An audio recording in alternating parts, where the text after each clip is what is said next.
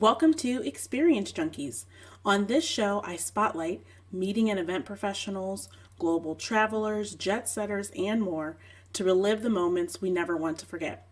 More importantly, we'll attempt as best we can to transport listeners to transformational points in our lives, sharing our observations and emotions behind these stories. By diving into the indelible impact these experiences have had on us, we decode small takeaways about how to be better humans than we were yesterday. Welcome back to the show. Today's episode, I've got John Pistotti. He is an account executive in the virtual event and hybrid event tech space. And you're in for a treat for this conversation. We talked about it all. We talked about having a personal brand, why there's value in posting on social media and building a presence online. We talked about experience design and what it really means to be attendee-centric and how you can build a community outside of just hosting an event, whether in person or virtual. So I hope you buckle up for this conversation. I will mention there's a quick mention of John's time at the Playboy Mansion. So definitely want to hear what he has to say. And that's a great conversation with John today, and enjoy the show. I am so excited today to have a friend of the show on with me having a conversation. Today, I am proud to present to some and reintroduce the others, the lovely John Pistotti. I don't know if you like the term lovely before your name, but we're going to rock with it, John. Thank you. So John and I met on LinkedIn. He had his infamous coffee quotes. He's the guy in a suit holding a mug of coffee, giving you a motivational quote for the day. And I think you've kind of transitioned that to something else kind of different moving forward, John. But why don't we start off with you telling the audience a little bit about who you are and what you do? Thanks so much. It is absolute an honor to be here and to be referred to as lovely. And I'm someone who doubled down on using LinkedIn about 5 years ago when it was definitely not as bustling. And it's really incredible to see all the interesting relationships and really meaningful friendships that I've developed throughout the course of the year, as well as some great business opportunities. So I've been involved in events and event production for 10, 15, 20 years, depending on, if we want to bring it all the way back to when I started as a DJ when I was in high school.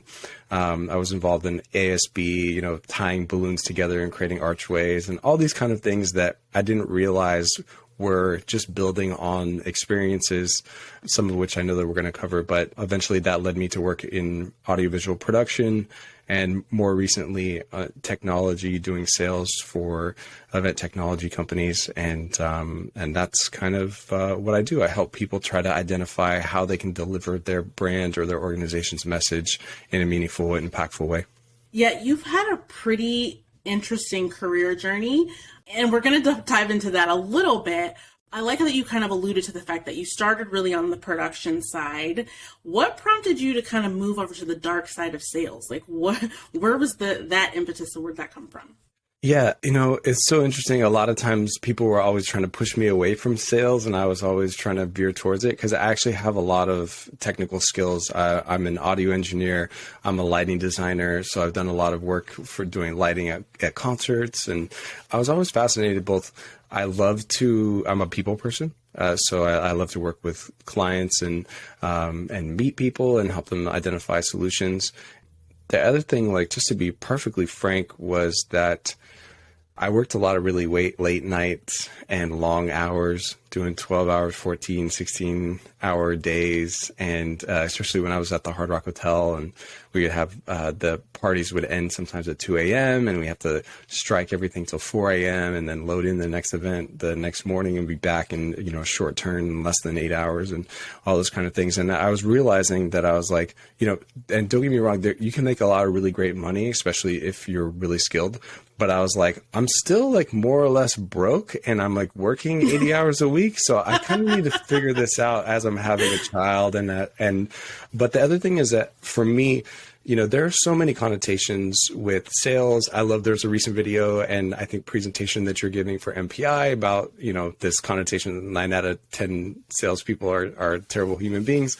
And that, for me, that is the complete antithesis of what sales is really about, which I think it's about helping people. And I know that's maybe cliche and cringe, and people are like, no, it's really about scamming people out of their money. But, ultimately for me, it's about identifying people's problems and their pain points. And a lot of times I don't even really sell hard to people. If somebody has a problem and my solution doesn't solve that problem, then it's really not a great fit. And I send you pricing, but like you actually need a different solution. And that also builds a lot of trust and rapport with people. And so, I'm big into relationships, and I also try to have fun. I think that's a really important thing for a career, and why a lot of people probably gravitated to events in the first place is because they like to have fun. So I try to have fun with clients. I'm also an undercover marketer, which is partially why and how I was using LinkedIn. It was a time when I was doing a lot of outbound sales, and people were like, just call more people and leave more voicemails. And I was like, look, I will do that, but that can't be my only strategy. Like, let's be honest about the world we live in, which is information enabled. We know that people are reviewing products for hours before they buy them. They're reviewing them online. They'll literally drive to Best Buy, pick up the product, put it back down, drive home, and go buy it on their cell phone. So we know that this is the type of consumer behavior that myself engage in as well. I buy a lot of things using Amazon, using different online sites. So I was like, I need to go where my customers and my clients are. I need to create value for them and give them a reason to pay attention to me. So I started writing a lot of articles on LinkedIn and producing other type of content and reaching out saying, hey, check out this article that I just wrote about how nonprofits can save money with different tactics for audiovisual. Check out this article I just wrote about projection mapping and this project that I recently did highlighting cool stuff I was doing. So those are some of the things that I think are really a part of sales, especially this sales 2.0 that I've just really taken and run with, and again, try to have fun.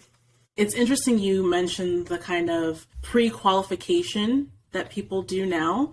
I'm sure it happens in the event world too, where, your attendees are looking at what are other people saying online about your conference? What are past attendees, especially if it's a professional conference, and if they have colleagues or friends in the industry that have attended, what are they saying about it, right? So it's not just qualifying for products, but for services, for experiences.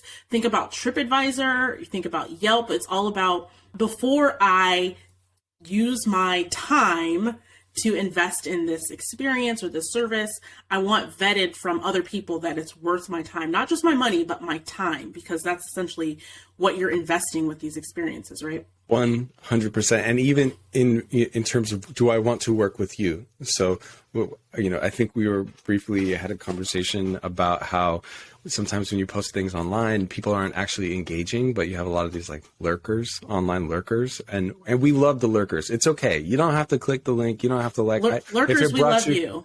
Yeah. If it's brought you joy or insight in any way, it's okay. You don't need to, do the social signaling of liking or sharing or whatever.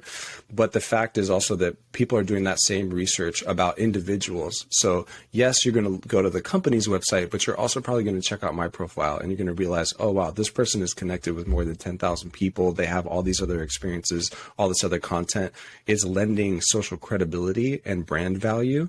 And the other thing, I think that there's been a shift where at a certain point when social media first came out and it was all just like people getting drunk and posting pictures, from college on Facebook, and you had organizations saying, do not post anything on social media or you will be fired. And then at a certain point you had people that were developing valuable brands, and you are starting to see this even 10 times now more with all the TikTok content for LinkedIn and people who are creating funny sales content, where now brands are saying, wow, this is incredibly valuable. They can get organic reach that we could never get. And another great example that I always bring up is that LeBron James now, his individual Instagram has more followers than the NBA, MLB, and the NFL combined. Okay, so Tim Cook has more than twice as many followers than Apple does on Twitter. So we're seeing this shift where the actual individuals, you can call it personal branding or whatever, their digital identity is extremely valuable as people are making these decisions. So It's interesting. I just stumbled upon the Refine Labs business, and yes. and it's just they have nailed it. When you look at almost every single employee has a pretty strong brand within their individual field. Yes, it's a marketing and sales related company in terms of like the service that they sell, but they've got salespeople, they've got marketing people, they've got their VP of talent has a really big presence. And so when you think about the fact that, yes, people buy from people, you connect with people, you look at their individual posts. Yes, the company does really well, Refine Labs, but if you look at their individual posts and the presence that they bring, so many companies are missing the mark with just using like you said, the organic reach of, their employees and encouraging employees to have a personal brand. I gave a talk at MPI last year, and it was talking about why event professionals need an entrepreneurial mindset. And that's a big piece of it. It's just, you look at a company like, it's all over the news right now, Peloton just laid off a bunch of people. Willow Tree laid off people like a month or so back. There was a bunch of layoffs in December that hit the headlines. And you may love your job. You may be at a great company. You may love the work that you do. But at the end of the day, who you are as an individual, the value that you bring is not necessarily tied to that brand. And so as individuals, some of us are losing out on big opportunities by not embracing the value that we bring to the table and shouting it out to the world. It's okay. I think a lot of people might think it's really vain or, Yes. Kind of prideful, but people aren't going to know if you don't share it. I know a lot of people that do really amazing, great events behind the scenes. No one knows. Like, they're working with big brands. These are huge events, great experiential activations, and no one knows who they are because they don't have a personal brand. So the event is getting all these kudos, it's winning awards, and this person is behind the shadows.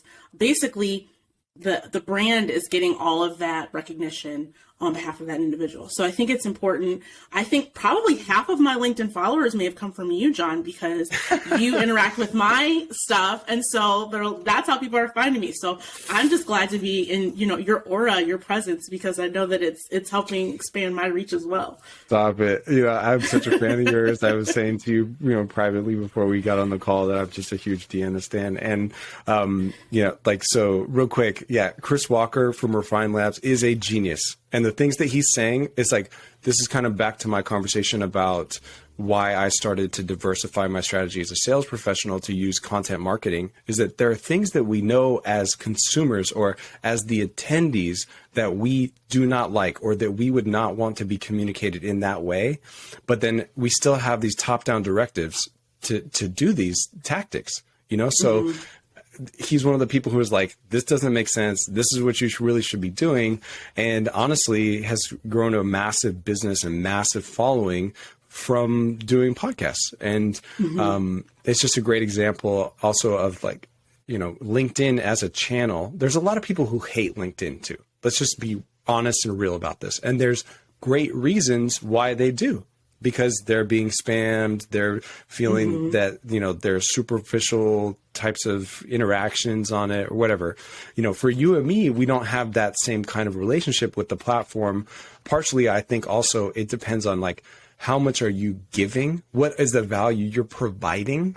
So even if like one of my favorite things to do is like post and turn it off. Ice-T had this really like legendary tweet. It was like something like I get in, talk a little shit and get off. And I feel like a lot of times people also don't understand that. They'll be like, John, all you do all day long is post on LinkedIn. And it's like, no, I actually am very strategic with my time and how but I'm consistent. So you may log in once every other month. I'm logged in every single day and posting 2 or 3 times a day or interacting with people. And that is where you start to see those compounding gains over year. So at a certain point, I was just trying to do growth hacking and I was like sending out 50 connection requests per day. Right. And oh my God, I don't recommend this. All right. First off, but learn from John. But if you were to do 1 a day or 5 a day, if you were to do 5 a day and you were to do somewhere around 1,000 a year and do that for 10 years, that's 10,000. And people are not thinking about their content strategy or their career in that way.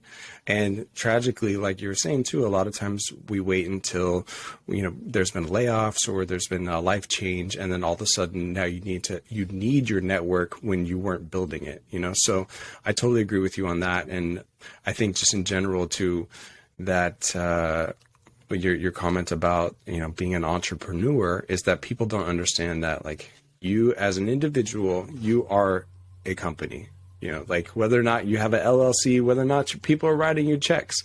And one of the things I started doing when I was like, okay, now I've got 5,000 followers on LinkedIn, I need to start getting paid for this. Like, yeah, I'm writing this content, but like, yeah, and I have a full-time job and it's helping me close deals, but like, where's the value exchange? So I started actually reaching out to companies directly to their PR teams and saying, hey, I would like a free copy of this software. Sometimes it was $1,000, a $5,000 piece of software, and I'll review it here. And I was like, wrote this very similar to if it was a sales approach. And I started receiving all this free software to review. And so again, for me, it was an experiment of how can I take what I'm building and turn that into value? And I think people miss that in terms of also, you don't know how posting could affect your own company. So like there's a monetary value associated with every time you post something, posting for your event. And also if you're in sales and you start posting every single time your organization, the marketing team pays attention. They know. They will say, they will reach out. You will become their new best friend. So these are the kind of things I think we can all be real champions. And just the one last thing that I think everyone should really take a note from Deanna is that she's an exceptional cheerleader and someone who's always commenting on other people's content. And so this is also, and I know that eventually we're just having so much fun talking about marketing and influencing, but back to events is that, again, like how do you drive engagement with events? This is like this mystery, especially virtual. I think in some ways people are even more perplexed about how to do this. And a lot of it has to do with this quote unquote commenting or the dialogue that takes place where people show up, they're like, I'm going to create a Twitter. Okay, so they go on Twitter and they like tweet something and, it's called, when you don't have any followers, it's referred to as tweeting into the void. And I feel like so many times people are like, I'm going to, come out with this tweet. It's going to be the most insanely insightful thing since Socrates. People are just going to be mind blown by it. And then there's like crickets, as opposed to showing up for your community. What does that really look like?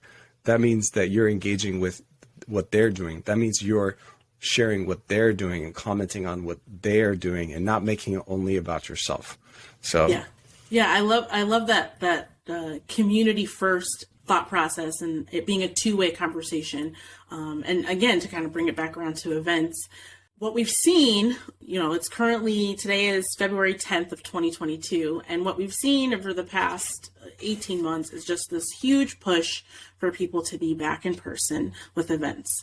Obviously, John sells a virtual event platform, so he's got a little bit of a stake. So we also do in person as well, but and I'm like a huge fan of in-person events. Like I was mentioning before, I have a huge career that was doing concerts and live events and celebrities and all those kind of things. So I'm clearly not rooting for coronavirus in more ways than one. Right. However, there's been such a push to get back in person, and we're getting some research now that it seems like event professionals are just so gung-ho to get back in person, but our attendees aren't necessarily quite there. And it depends on the sector. Some sectors, my former employer, they're in like the construction space, so it's a little bit more politically conservative, and they're a little bit more open to meeting in person. They're having a banner year for attendance this year. But in other spaces, in medical spaces, in maybe association spaces. Some of your attendees just aren't comfortable traveling. It doesn't matter if you're comfortable, if your stakeholders are comfortable, and your sponsors want to be back in person. If your attendees are not comfortable, they're not comfortable. So are you having that dialogue with them, whether it's on social media or if it's, on the phone? I mean, that's a novel concept in 2022, but picking up the phone and talking to people that may come to your event. Are you actually having conversations with the people that you're creating this experience for to make sure that it's what they actually want? Yeah, that is a novel concept to ask people. Yeah, just so much going on there. I think, one of the things that you're touching on too is that different communities have different cultures, or they're how like, even if you fly to different states, like it's literally night and day based on what the COVID situation is, not just like the actual like hospitalization and mortality, but the cultural perception. Yes, exactly. So the other thing is, I think you probably have a lot more of the executives who are anxious to get back in person. They don't feel comfortable in a virtual environment. They don't feel comfortable presenting to their computer as opposed to on stage, where they get to be a celebrity for the moment. All these kind of things are part of that maybe they had a more traditional sales background at some point in their career, so they really love the shaking hands and all those kind of things, and so they are dictating down to their attendees and to the event experience. Let's not even mention that they had, in some cases, 2 to 4 to 10 times the amount of attendance the very first year that everyone went virtual and digital. Let's not even mention the enhanced analytics, which are virtually impossible to create in person. The value proposition of digital and of virtual and hybrid events is extraordinary. And that people, to your point about record attendance for in-person for some of these conferences and events, sometimes called revenge attending, which is that now that privilege and that right has been taken away from people, their freedom to meet in person, that people are, really excited to go back into in-person. And I think that obviously that's great, especially for concerts and things like that, and ways that people can gather safely. But I also think your point about, are we really being attendee centric? Are we asking people what do they want? What is the way that they want to be communicated? All these kind of things. One of the things, I love the statement that virtual and hybrid events are radically inclusive. Like how many in-person events before did you see closed captioning on the screen? None. That like there's so many elements of, whether that's people who are medically fragile, whether that's people who it's challenging for them to travel for one reason or another, that's like agoraphobia. Like there's tons of outlier cases of people who had challenges with meeting, people who have issues with anxiety, all these kind of things. And now we're just saying like, well, actually the CEO wants to meet in person. So too bad, too bad to our record attendance and our increased user base. You bring up a lot of really important questions, but also I think asking attendees and asking your stakeholders what they want is inherently valuable. We always want this, the survey, you were talking, I think a little bit about like, Yelp and TripAdvisor culture. We always want that as a metric immediately after the event, but like never like a month or two prior or during the planning process. Do we take people out in a focus group and do we say, hey, like, can you give us a really more of a deep dive into your needs and into what is important to you about the event? What type of sessions are really important to you? Hey, is it more important that we get a huge keynote or someone who's like really interesting niche in your industry or field? Is it super important to you that we have the CEO, or would you actually rather hear from a diverse group of people on the stage? All these kind of issues that actually we kind of intuitively already know the answer to, but we have to somehow justify to the executives with research from our attendees. It's just such a reminder that experience design can be a really community-led thing, right? You can involve not just your stakeholders, not just your sponsors, but the people who are going to be consuming the experience What do you want to see? What is the pathway that you're on? Kind of going back to your career, John, you've kind of had a windy path. Like I would say similarly, if we go back to our college age times, we both have had really outlier type of experiences. And you started as like an adventure guide. You worked at the Playboy Mansion. Like, what did some of these earliest experiences in the event industry kind of teach you about experience design as a whole? Yeah, I was also a personal trainer. I worked as a sushi chef. I did like a lot of different things, and I think You really have been all over the map, huh? yeah, I think everyone should experiment more or less. You know, I've learned so much from each one of these different experiences, and they've all kind of led and built up to each other. So specifically about the Adventure Guide experience, I was working at Sacramento State. They had a challenge course. So like, you know, a ropes course with all these different obstacles, high element, low element. And actually, I was there studying outdoor recreation and, you know, maybe to potentially become like a ranger or you know, outdoor wildlife scientist or something like that. I don't know. Mostly just wanted to have fun and go adventure in Northern California. But the things that I learned about group facilitation from working at the ropes course were incredibly valuable. Like how to ask questions. So I find myself using all these skills as a salesperson. I thought I was there to lead rock climbing trips, but I was actually doing training about how to, you know, ask questions and dive deeper into people's pain points. Who knew, right? Exactly. And also like, so if you think it's hard to captivate someone during an hour-long podcast like we're doing, or during a virtual event, imagine having 60 fifth graders that you have to try to get all of their attention from, you know, fidgeting or whatever, and to play a game. And we would play no prop games, you know, like these are the kind of things that it was an extraordinary experience. It was really challenging, long days. Sometimes it was like 105, 110 degrees outside, like, you know, and I wouldn't have changed it for the world. But the other thing that I think, you know, an adventure, my wife, who also worked as an adventure guide with me at that time, and who she was leading trips in Ecuador prior to that. And one of the sayings when she was with that group was that an adventure is a bad situation with a good attitude. And I think that there's so many parallels about adventure and about travel and hospitality in general, or that are parallel to the attendee journey, whether that's at an in-person event, whether that's, you know, a digital or virtual experience. And so I think a lot about that in terms of some of the stages that even sometimes we omit from the event process, whether that's like, you know, when you go on an adventure trip, like you have the planning, you have the, you know, the pre-trip meeting, you have all these kind of different things that happen, and that probably some of those things should be incorporated into experience design. So those are some of the things. And then, yeah, like I mentioned, I did work at the Playboy Mansion. That was when I was going to school at UCLA. This was my first kind of window into celebrity and, you know, DJ Biz Markie and DJ AM and all these, meeting Kareem Abdul-Jabbar and like all this kind of cool stuff. And I think that, you know, we were talking a little about this earlier, like no one ever really told me this was a thing.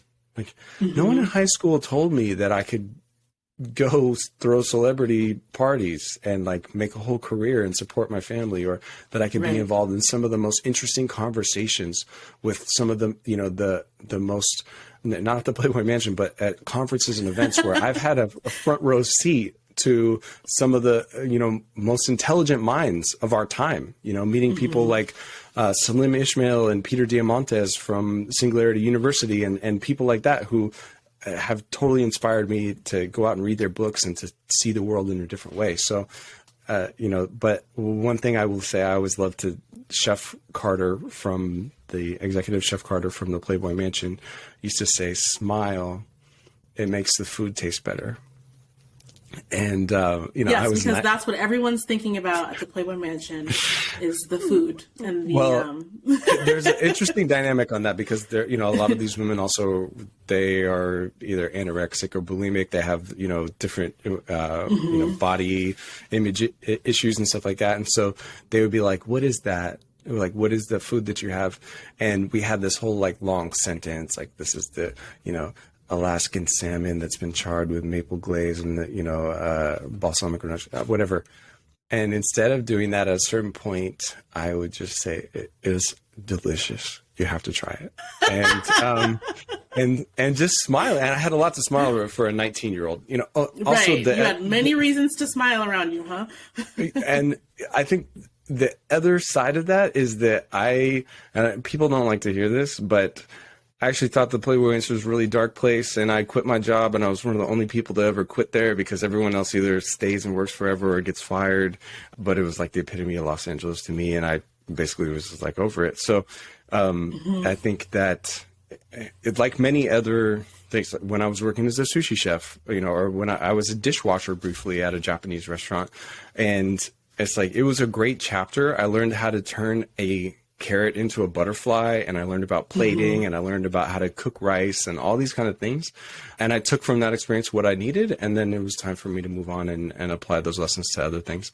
But if you ever come to my house, now I'm just the executive chef at my in my kitchen for my wife and my 2 kids, and you can still hear me shouting plating when it's time to eat. So turning carrots into butterflies is a very essential skill for feeding small children. So I think that who knew 20, however many years later that, that early experience was going to help you be a better parent.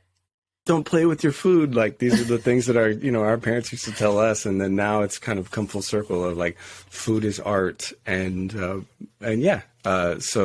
all those kind of things that I think eventually led me to when I went to go work at the Hard Rock Hotel. Again, incredible experience. Originally working as part of the sales and catering team. And I was kind of like a banquet coordinator. The role was actually called roadie because it was associated with the whole Hard Rock Hotel brand. But that, you were a roadie that didn't travel. Exactly. And also, like, it was more like it was like an assistant to the event planners who were on site with the organizations. And so meeting a lot of really incredible event planners and people. Like, very first event that I was there, Vanilla Ice performed this was for a corporate event. And I'm like, what is going on here? Like, I didn't know this is what y'all do at a conference. Like, these corporate parties can put some, private parties to shame. Let's just put it that 100%. way. Oh yeah, they can run up a bar tab for sure. And then I was really fascinated with the audiovisual aspect of it, both from my background as a DJ and I'm also a musician. And so I just kind of dove into that aspect and got to produce events with John Bon Jovi. My first lighting gig was Waka Flocka Flame and Far East Movement, and big concerts this is not your average audiovisual, in-house audiovisual. But again, I had just some incredible experiences, and I think some of it is about, for people who want to get it, break into this, whether that's like you want to be in experience design, or you want to be a show caller, or you want to be a technical director, or audio engineer, or whatever it is. Part of it is really being at the right place at the right time and finding people that you can learn from and taking the self-initiative to learn things. So I just read the manual for the lighting console and watched 5 hours worth of, I just taught myself. No one gave me permission to do it. I was just I could do it. Okay, here we go. And then that's opened up some incredible experiences that, really treasure and were some of the funnest, coolest chapters of my life. So talking about those experiences, I'm sure, through all of your time as a roadie, your time, at the Playboy Mansion, your time at Hard Rock, and even up to now, kind of helping with these virtual and hybrid experiences, has there been a person along the way, whether it's an event professional or a colleague or, some of these celebrities that you work with that just really left an indelible impact, or you just, you walked away from that experience just kind of stunned, for lack of a better term, and you will never forget about? Is there anything that you could share about a person that really just kind of left that mark on you? Yeah, I mean, there are so many people, and I'm so grateful to throughout my career. I think some of the notable people that they probably don't even realize, wonderful gentleman named Ryan Lee, who was an event manager that I worked with at the Hard Rock Hotel and then later at the Hotel Solimar. Just, I think I learned from what I learned from event planners in general and people who actually, especially either on the hotel side or corporate event planners, is attention to detail. Okay, we're going to read over the BEOs, right? Banquet event orders. Okay, but like, are you like really reading every single line? Like he would catch things on this. Like, why is there this typo? Like, this is a contract with the client, change this now. And I think that that's something that I still like when I create a quote and like, there's on the product line, if like one word is capitalized and the other word is not, and I'm like, this is unacceptable. Like those are the kind of things that I've kind of internalized with my own perfectionism that I try to, make peace with on a regular basis. But I just think that all of the really incredible experience designers, event professionals, whether that's someone who's doing projection mapping across the side of a hotel or doing a massive concert or just hosting a small intimate dinner, that they are acutely aware of the details and paying attention to, hey, this spoon needs to be polished, like those kind of small things. And then let's not forget that same level of detail as we go into digital and virtual. So like, great example, the checklist that you sent me for this podcast, right?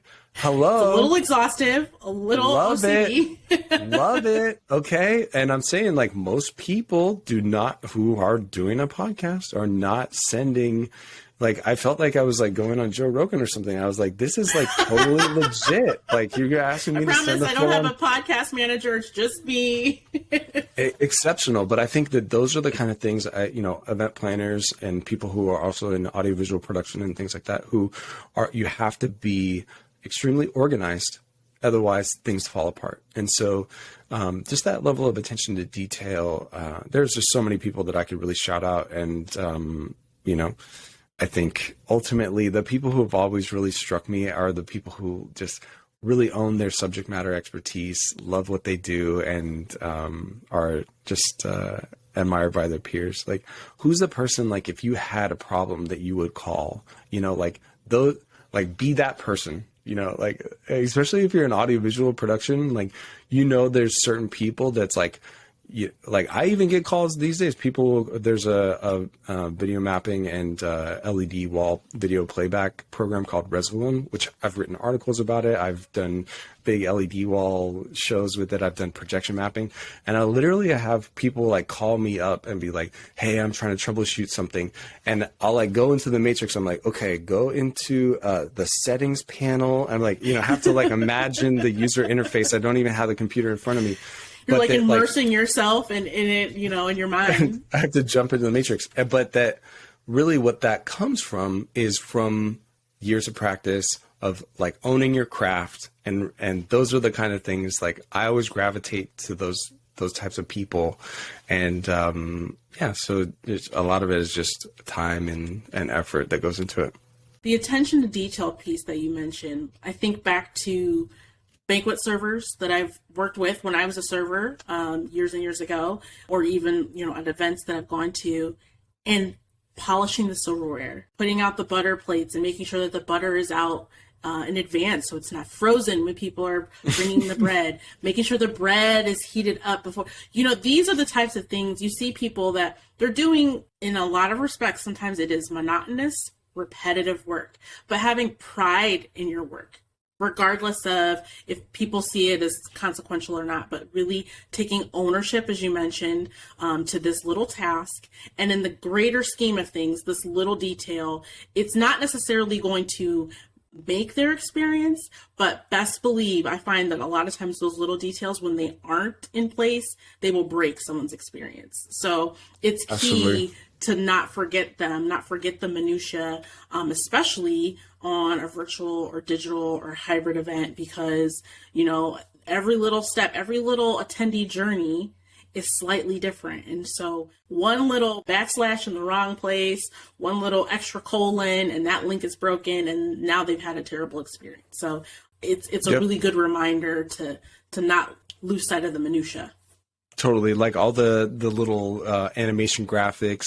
Is there music or is there a video roll that's playing when people actually arrive to the session before it started? All those kind of things that like you would never. Could you imagine walking into a massive general session and there's like no music on and there's nothing on the screen? Oh my God. Talk about awkward. We are literally doing that. People are doing that every day with virtual events. What is going on, people? Hello. Insane. Real quick, totally sidetracked. I don't know if you've, I was a big fan of Succession, which was a TV show on HBO. I unfortunately binged the first season and I was just thoroughly disturbed. But yes, I'm familiar. There's this hilarious, I think it may have been in the second season of, there's a birthday party. The oldest brother is being like basically he's like managing the event. And he said the exact same thing about the butter. He's like, the butter is not melted. And yes, like, I remember what you're talking about. People are, like you're, crushing the bread as you're trying to spread it. And like he goes backstage and he's like screaming at everybody. And then like a half hour later, like the performance happens really well. And he comes back and he's like, I just want to say, guys, great job and everything. And he also had yelled at one of the banquet servers because like the spoons were parallel as opposed to like one side by side. And I was just dying as I was watching that because obviously it's never okay to be disrespectful to anyone at an event or anyone at a restaurant. I think if you've ever worked in service, like you have a certain reverence and respect and appreciation for people in the service industry, but also that like you still have those really high standards and expectations. I still want to have someone fill up my glass of water when I sit down at a restaurant. I'm not going to be a jerk about it, but it's an expectation because that is the level of service that I would provide. So again, and don't even get me started with like how food was such an important element of events and then virtual is basically completely taken away. Like we're not even any way seeing organizations for the most part exploring like, hey, how can we do something where everyone has the same food delivered to their house with Uber Eats, or there's some kind of a gift package which has different things at different times that people open.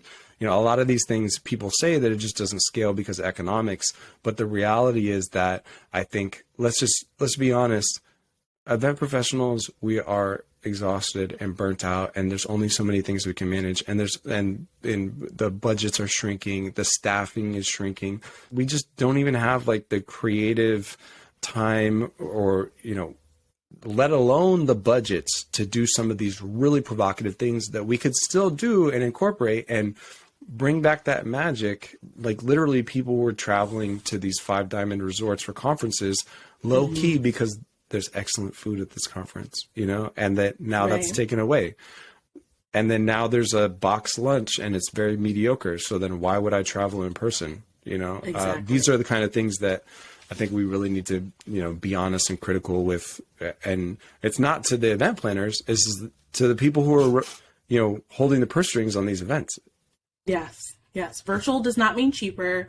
It does not mean by any means. In some regards, it's more expensive. Let's be honest. If we want to try and have a lasting impact and imprint on those who attend, I think, you got to come with the purse strings.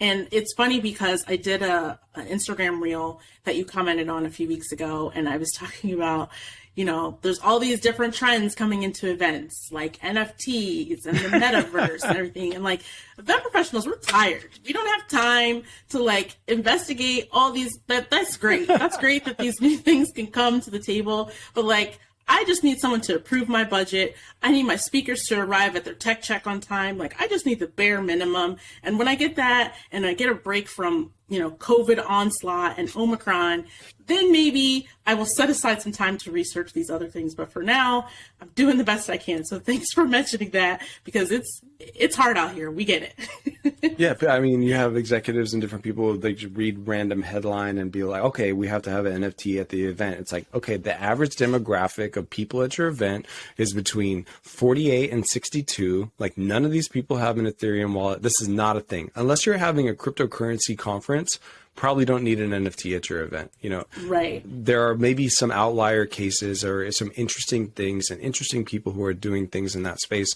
And I think that's also true about like virtual reality and the metaverse. It's like, yeah, it sounds great, but like, are you going to ship out VR headsets to every single person who attends? Are you going to help them troubleshoot and figure out how to do this? Is this something attendees want? Or is this just like, it's a cool article in TechCrunch and then like moving on, So yeah, and it expends a lot of the resources to actually do the event design and do the interesting, the thoughtful, like, how does this event align with your mission of your company? Like, was that even brought up at any point? Do people leave this event knowing what your mission statement was, or why? What's the whole point of this? Say it again for the people in the back. What is the mission? Is it coming across in the event, that the experience that you're creating? Do the attendees take it away with them when they leave? Like, it's sorry. like, I had to get on my soapbox there for a second, John. Do you ever see commercials on like the Golf Channel and stuff like that, where you're like, what was that commercial for? Like, did they even put the logo up? I feel like that's where we're at with a lot of corporate events, is that they're like, togetherness. It's like, is that togetherness a part of your mission statement of your company? Like, that's great that it makes you feel good, or that you consulted an expensive marketing agency. But ultimately, these are the kind of things that when we talk about event design and experience design, so every single email, it doesn't have to explicitly reference your mission, but is every email, is every touch point, is every speaker and guest that you invite, are they aligned with the values and the mission of your organization? And that's a big question I don't think people are asking. Well, John, as we said before we even hit the record button, we could probably talk for hours and hours, because that's just what we do. Like, I know we already are, but like, when you see somebody and you're like, oh my God, I really like you. And yeah, you're like, so I just want to say, I appreciate you. Like, I think there's also this other underlying antagonism between people who are quote unquote vendors, and that is, people who are providers for different services for event planners. And that so I've always felt no, but I am an event professional. Like, I'm an event planner too. Like, maybe we're not all in it together, right? Exactly. And so that's really great. I appreciate that, you always have just been so kind to me. And so I think trying to create a real community, people who are real community builders, and they're incredibly important. So I just, I have so much, admiration for you and the work that you do. And both people don't realize it's a lot of work. It's a lot of work to run a podcast. It's a lot of work, even just to post a sentence on LinkedIn. It takes time and energy. And so I think we all need to be our biggest cheerleaders and support each other in many ways we can. So if you're watching this, or if you have gained any value from Deanna, then support her in a meaningful way. Let's go. Thanks so much for that, John. Really appreciate it. And final question, I ask every guest this, so I'm going to put you on the spot. But if you look back over your career as an event professional and kind of the conversation we've had today, if there's a song that could encapsulate that, what would it be and why? I had to rack my brain about this, and I feel like totally cliche for even saying this. So I'm going to say Drake, Started from the Bottom. I mean, I think if I look back at my career, especially having been a dishwasher at a certain point in my career at a small Japanese restaurant in San Diego, there were a lot of doors that were not open for me. Like, I couldn't apply for the current job that I have now back then if I had rewinded, 10 or 15 years ago. And so just wherever you're at in your career, if you're watching this, or maybe you just got laid off, or maybe you're at a job that you're not super happy or fulfilled at, and you're wondering, how do I get to where I want to be at? Just realize that it takes a lot of time, and there's a lot of steps that you may have to go through before you can get to where you ultimately want to be at. But I would just say also try to align yourself with people who you can learn from and grow with. And I'm really grateful. I have a lot of other aspirations and things that I want to continue to build and be a part, but I also have to stop and remind myself, oh yeah, when I remember when I was just a roadie, and when I had my first daughter, and I had to work the day after she was born because I had to be able to provide, I wasn't salary employee. I was an hourly employee. Right. So I have to remind myself that on days that I'm feeling down or depressed or challenged, that I've come a long way. So Yeah. That's an excellent reminder and a great way to end the episode. It's like, yeah, I started at Taco Bell many moons ago, and worked at a hotel and in the restaurant and in banquets. And my first job out of college, I was making like $30,000 a year. And fortunately, I'm not where I was. I'm not where I want to be, but I'm not where I was. And so that's a good kind of takeaway from this is, just realize your growth, realize, started from the bottom, now you're here, and, appreciate those milestones all along the way. Absolutely. Well, hey. Well, thanks so much, John. And Here. We're going to tell people where they can find you, and we'll put it in the show notes as well. Yes, I am extremely online. So definitely look me up on LinkedIn. I'm also very active on Twitter. So my first and last name on Twitter. And just connect me. And maybe even like in real life, if you ever see me out and about, either at a conference or event, and even if you don't know me, just come up and say hello. And hope to see you again in real life at some point. Yeah, unfortunately, we were planning on meeting up at IMEX and it didn't happen, but we will meet in real life and face-to-face, maybe the metaverse down the road, but face-to-face we will meet as soon as possible. But thanks, John, and have a great rest of your day. You too, thanks. Thank you for listening to another episode of the Experience Junkies podcast. If you enjoyed this episode, please leave us a review on Apple or Spotify so that other listeners can find the show. Be sure to join our Discord channel. This is a great place for you to give feedback, talk with me, talk with our guests and other listeners, and share your Experience Junkie tales. Thank you for listening. Have a great rest of your day.